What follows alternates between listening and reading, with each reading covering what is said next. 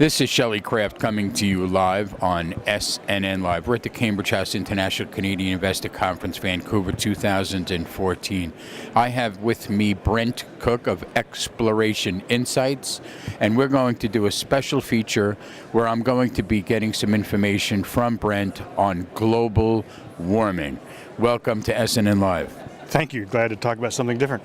Well, today's a topical day. There's been new transactions from the federal government regarding global warming in the United States, new restrictions, new law.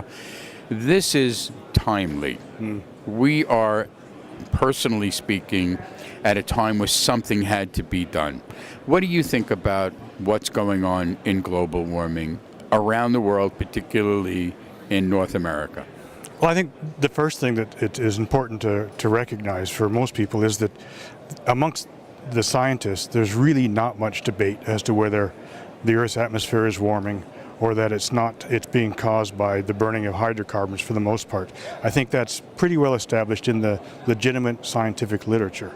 And the idea that it's not happening and that is not backed up by the data. I mean, there's a lot of questions still, and it's a complex system, and there's interaction of the oceans with the atmosphere and the continents and these cycles that we're just starting to understand. But bottom line, the increase in CO2 in the atmosphere is dominantly being done by the burning of hydrocarbons, and they know this because of the ratio of the two isotopes, carbon isotopes. So, we're at a point where we've already done damage to the environment.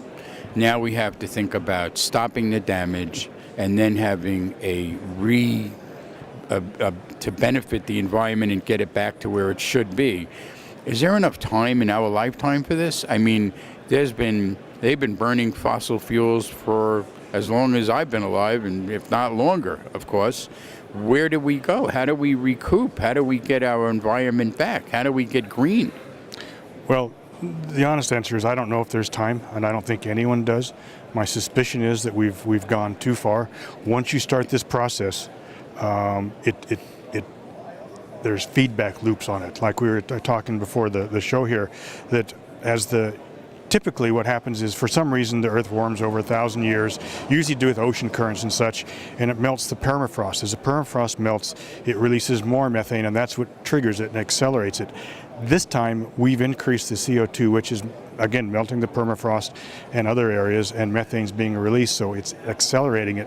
And I don't know that process can be reversed, and that's a real issue. I mean, I think morally we need to do what we can, for our future generations, to do the best we can to leave this in better shape, but we may have gone too far already.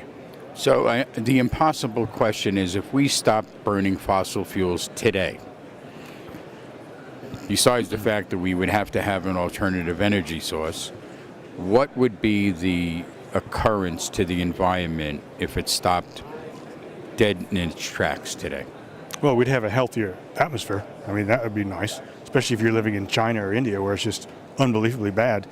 But I don't know that, and I don't think anyone knows the answer to this. I certainly don't, as to if we stopped or cut down like like they're planning or suggesting, if that's really going to have an effect or not. I just don't know the answer to that. So let me ask you a question. I'm playing around in the world of hypothetical solutions. Isn't there a technology that could cap the atmospheric damage caused by burning of hydrocarbons? Isn't there a filter? Isn't there a way to catch it? How do you siphon it out of the exhaust, so to speak, of the burning of these fuels? Well, and this is getting beyond what I do know, but there are ways where they're thinking of capturing it and putting it back into the ground. I don't know if that's really energy efficient or not. Trees, they absorb CO2, but I don't know. And the ocean absorbs some, but it's starting to get saturated. Where do we go for answers? Look, you're a geologist, you're a climatologist. If you had to, if President Obama calls you up and says, "Hey, Brent, we need you to come down to the Rose Garden. I want your advice," what would you tell him? I'd say he's in bad shape if he needs my advice on climate. But I think we have to go to where do you go when to go to a doctor if you got cancer? Where do you go to? You go to the scientists. You go to the experts. And we've got a lot of people across the world working on this, putting out reports and data. And you go to the scientists and ignore the politics, ignore the philosophical barriers between this. I mean, this is really a philosophical issue in that, it's Al Gore. I hate Al Gore. Everything he says is wrong. Obama likes it. I hate it. And then you'll make the joke. Oh, geez, tell us about how global warming is working this winter in the East Coast. A big joke. Yeah, ha ha. But across the world, California was the hottest it's been on record and the driest. Right. Same in parts of Australia and Argentina. So, weather is only a function of what the energy into the system. And I think that's what's important to remember is that heat is energy, right? In the Earth's atmosphere, and weather is the Earth's means of redistributing that energy. And it just makes sense. The more energy is, the more you've got to redistribute it, and the more violent and unpredictable the weather's going to become. And that's what we're seeing. And it's just a matter of redistributing that energy. Well, if I may summarize, I'd like to say that early June, where we are today, the Obama administration has begun to officially do something about global warming like it's never been done before in the history of the United States. Would you agree? It appears that way. Ladies and gentlemen, Brent Cook, Exploration Insights in our discussion on global warming. I'm Shelley Craft. This is SNN Live. We're at Cambridge House International Canadian Investor Conference, Vancouver 2014. Thanks, Brett, for coming on to SNN Live. Thanks for the opportunity.